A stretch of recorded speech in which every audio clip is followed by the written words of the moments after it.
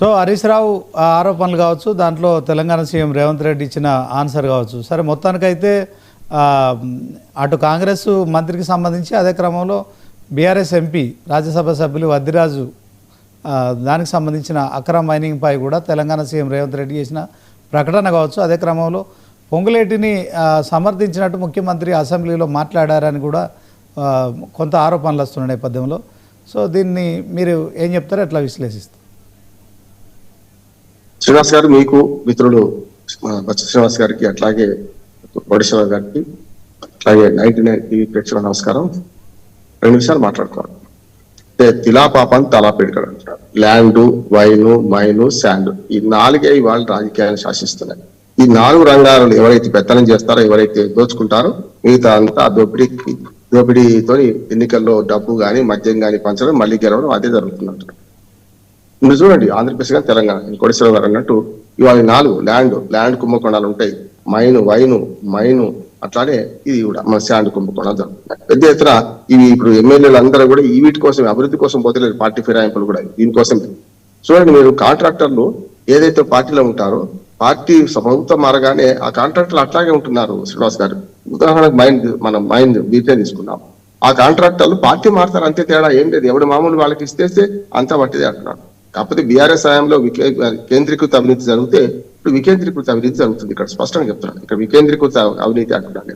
ఎందుకంటే కింది నుంచి పై దాకా 10 ఏళ్ళు మనకు పెద్ద ఎత్తున ఆశతో ఉన్నారు, అధికారంలోకి వచ్చిండ్రు, అంతా బయటపడుతున్నారు. అంతకుముందు బీఆర్ఎస్ వాళ్ళు చేసింది బయటపడలేదు, ఇప్పుడు బయటపడుతున్నారు అంటున్నాడు. ఇంతకుముందు శ్రీనివాస్ గారు చెప్పిన ఉదాహరణ కరెక్ట్ అంటున్నాడు. ఇప్పుడు గూడెం మహిపాల్ రెడ్డి తమ్ముడు చేస్తే ఏ చట్టం ఉందో ఆ చట్టం వీళ్ళకి కూడా వర్తించాలి కదా. అందుకంటే మీరు అన్నారు కదా, రేవంత్ రెడ్డి గారి గురించి అడిగితే కూడా ఈయన ఎందుకు భుజాలు తడుముకుంటున్నాడు? రేవంత్ రెడ్డి ఒక పెద్ద మనిషి ఏం చేయాలంటే, నిజానికి మా మంత్రి గారి మీద ఆరోపణ వచ్చింది, మేము విచారణ జరుపుతామంటే అయిపోతుంది కదా. విచారణ జరుపుతారా తర్వాత సంగతి. ఆయన కంటే ఎక్కువ అంటే కందకు లేని దురద కత్తికెందుకు అన్నట్టు ఎందుకు వస్తుందంటే, ఇవాళ రేవంత్ రెడ్డి గారికి బిరామీగా వ్యవహరిస్తున్నాం శ్రీనివాసరెడ్డి అని ఆరోపణ లోకవిహితం. అందరూ అదే మాట్లాడుతున్నారు. అంతకుముందు కేటీఆర్ కు కొందరు ఉంటుంది, లేకపోతే కేసీఆర్ కు ఉంటుంది, కేసీఆర్ కు లేరనుకోండి, కేటీఆర్ కు ఇతరత్ర వీళ్ళందరికీ కూడా బినామీలు ఉన్నారనే మాట వచ్చింది. ఇప్పుడు ఇక్కడ కూడా ఏమైందంటే, రేవంత్ రెడ్డి గారికి పూర్తిగా బినామీగా మారి ఆస్తుల పంపిణీ ఒక 2-3 ఉన్నారంటున్నారు. అదే వేం నరేంద్ర రెడ్డి గారు గురించి అదే ఆరోపణ. వేం నరేంద్ర రెడ్డి గారు మొన్న రాజ్యసభ సభ్యత్వం వచ్చిందంటే 1000 కోట్ల రూపాయలు రకరకాల పారిశ్రామికవేత్తలతో, రియల్ ఎస్టేట్ వ్యాపారంతో వసూలు చేసి పంపించడానికి. నాకు మంచి మిత్రుడు, వేం నరేంద్ర మీద నాకు వ్యతిరేకత లేదు, కానీ చెప్తున్నాను అట్లా జరుగుతుంది. పేరు ప్రస్తావిస్తున్నప్పుడు ఆరోపణ వచ్చిందని ప్రస్తావిస్తున్నాను. ఆరోపణ సహజం కూడా. రెండోది ఏంటంటే, మనకు పంచాయతీ రాజ్ యాక్ట్ తీసుకోండి. గ్రామ పంచాయతీ రాజ్ యాక్ట్ 1964లో వార్డు మెంబర్ కూడా ఆ పంచాయతీలో జరిగే చిన్న కాంట్రాక్టర్ కూడా నామినేషన్ కు అనర్హుడు. నామినేషన్ మీద తీసుకోవడానికి వీలు లేదు.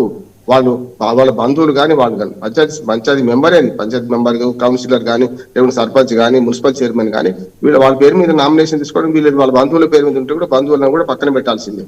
కోటేశ్వరరావు గారు అన్నట్టు కేవలం డైరెక్టర్ పదవులు మారుతున్నాయి, కానీ కంపెనీ అదే కదా. అడ్వకేట్లు కూడా ఏమంటే జడ్జీలు అవుతారు, వాళ్ళ ఆఫీసులు, వాడు బావమర్ది ఆఫీసు, వాళ్ళ తమ్ముడు ఆఫీసు అందులోనే ఉంటుంది. అదే కేసులు మళ్ళీ ఆ జడ్జీల దగ్గరికి పోతుంటాయి. ఇటు పక్క అటు పక్క నేను కోటేశ్వరరావు ఇద్దరం జడ్జీలు అయితే నా కేసు వారు చూసుకుంటారు, వారి కేసు నేను చూసుకుంటాను, నా బంధువుల కేసు వారు చూసుకుంటారు. జరుగుతున్నాయి. న్యాయ వ్యవస్థలో ఇంత లోపం ఉన్నప్పుడు మరి రాజకీయాలు ఇవన్నీ ఉంటాయి కదా. రాజకీయాలు వాళ్ళు జరుగుతుంది. 4 రంగాలు శాసిస్తున్నాయి మొత్తం రాజకీయాలను. ల్యాండ్, మైను, వైను, శాండ్, ఈ 4 శాసిస్తున్నాయి. ఈ 4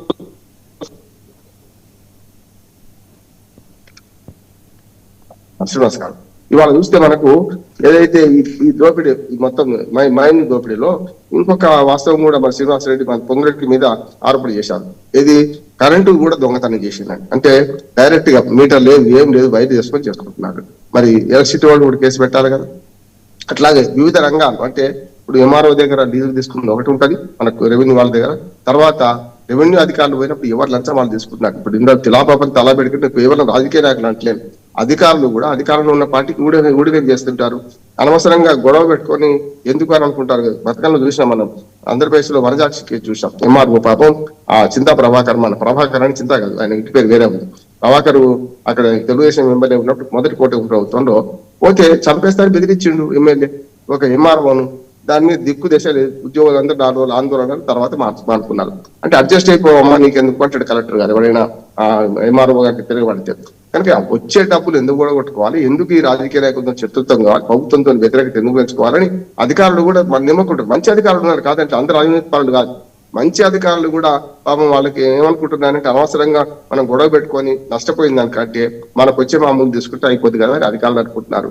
రాజకీయ నాయకులు అంటారా, వాళ్ళకి గవర్నమెంట్ ఏదొస్తే ఆ గవర్నమెంట్ తగ్గట్టుగానే రాజకీయ నాయకులకు లంచం అలవాటు చేసేది కాంట్రాక్టర్లు వీళ్ళందరూ అంటున్నారు. వీళ్ళందరూ ఏం చేస్తారంటే, సార్ మీ వాటా మీకు తీసుకోండి, ప్రభుత్వం మారింది, మేము కూడా మీకు అనుకూలంగా ఉంటాం, మీరు మా పని చేసి పెట్టండి అని అంటారు. అదే జరుగుతుంది అంటున్నాను. మొన్నటి దాకా బీఆర్ఎస్ గవర్నమెంట్ లో ఎవరైతున్నారో ఇప్పుడు మన కాంట్రాక్టర్లు వాళ్ళే ఇప్పుడు రాజ్యం వెళ్తున్నారు. కాకపోతే రాజకీయం మారింది, డబ్బులు లంచం ఇంకో దిగిపోతుంది, అంతే తేడా. ఆనాడైనా ఈనాడైనా సామాన్య ప్రజలు నష్టపోతున్నారు. ఇప్పుడు వీళ్ళిద్దరు పంచాయతీ చూస్తే శ్రీనివాస్ గారు అసెంబ్లీ సాక్షిగా ఆవులు కొట్టాడుతుంటే లేగదూడలు కాళ్ళు పెట్టినట్టు ప్రజల సొమ్ము ప్రజాధనం దుర్వినియోగం అవుతుంది కదా. మైనింగ్ కాంట్రాక్టర్లు చూసుకుంటే మీకు చాలా తక్కువ అమౌంట్ తోని వాళ్ళకు టెండర్లు ఇస్తారు. ఇచ్చుకుంటూ ఫలానా సర్వే నెంబర్లు ఫలానా భూమి ఇది మనం మైనింగ్కి ఇచ్చినామంటే దానికి అదనంగా తోడుకునే ప్రయత్నం చేస్తారు. జరుగుతుంది అదే. నిజంగా చాలా నామినల్ ఫీజు ఉంటుంది మైనింగ్ లో, ₹1 ఏముండయి, మైనింగ్ నామినల్ ఫీజు ఉంటుంది. అది కట్టడానికి కూడా వెనక ముందే ప్రభుత్వాల ఖజానా ఖాళీ చేసే క్రమంలో చూస్తున్నారు కనుక ఈ దుర్మార్గం. దీని మీద నేనేమంటున్నానంటే ఇరుపక్క ఎవరైనా నిజంగానే ముఖ్యమంత్రి అన్నట్టు మన బీఆర్ఎస్ నాయకులు కూడా ఎవరైనా ఇటువంటి కాంట్రాక్టర్లు ఉంటారనుకోండి, వాళ్ళ మీద చర్య తీసుకోండి. ఎందుకు అంటున్నాం, ఉదాహరణకు మహిపాల్ రెడ్డి తమ్ముడి మీద తీసుకున్నారు కదా, 10 రోజులు జైలుకు వచ్చింది కదా, జైలుకు వచ్చినాక కేసు ఏమైంది ఇప్పుడు తెలుస్తలేదు కదా మనకు. అంటే ఒక మాట ఏమైంది అంటే బెదిరించిన తర్వాత డబ్బులు మళ్ళీ వీళ్ళకి వస్తుంటాయి. ఇప్పుడు వాడు ఒకసారి బెదిరిన అనుకోండి, మీకు అబ్బాయి మీకు కట్టేస్తాము, ఇక లొల్లి లేదనుకుంటే ఈ ప్రభుత్వాలు ఉన్న పెద్దలు కూడా అడ్జస్ట్ అయిపోతున్నారు. కింది స్థాయి నుంచి మున్సిపల్ కౌన్సిలర్ నుంచి మొదలుకొని మీరు రియల్ ఎస్టేట్ లో కదా చిన్న బిల్డింగ్ కడితే రోడ్డు మీద కంకరం తీసుకోపోసుకుంటే వాడిని బెదిరించి డబ్బులు తీసుకుంటున్నట్టే వీళ్ళు మైనింగ్ లో ఉపాయం చేస్తున్నారు. ఎవరి స్థాయిలో వాడు దోపిడీ చేస్తున్నాడు. ఈ దోపిడీ అంతిమంగా ప్రజాధనాన్ని నష్టం చేయడం, మైనింగ్ కార్పొరేషన్ నష్టం చేయడం, దాని ద్వారా ప్రజా ఖజానాను నష్టం చేయడం అంటున్నాను. ఆశ్రిత పక్షపాతం, అధికారుల అవినీతి, అంటే రాజకీయ నాయకుల స్వార్థం, ఇవన్నీ కలగలిపితేనే ఈ కుంభకోణాన్ని మూలమంటున్నాను. అసెంబ్లీ సాక్షిగా ఒకరి గోత్రాలు ఒకటి బయట పెట్టుకుంటున్నారు. అందరే లేదు, అది బీజేపీ కాదు, కాంగ్రెస్ కానీ టీఆర్ఎస్ కానీ అందరి నాయకులకు ఇటువంటి పొరపాట్లు ఉన్నాయి. ఇటువంటి పొరపాట్లు చేస్తున్నారు. దీన్ని కప్పుపుచ్చుకోవడానికి అధికార పక్షం మీద వీళ్ళు చేస్తారు, వాళ్ళ మీద వీళ్ళు చేస్తారు. నేను పక్షాన ఎంక్వైరీ చేయండి. పొంగులేటి శ్రీనివాసరావు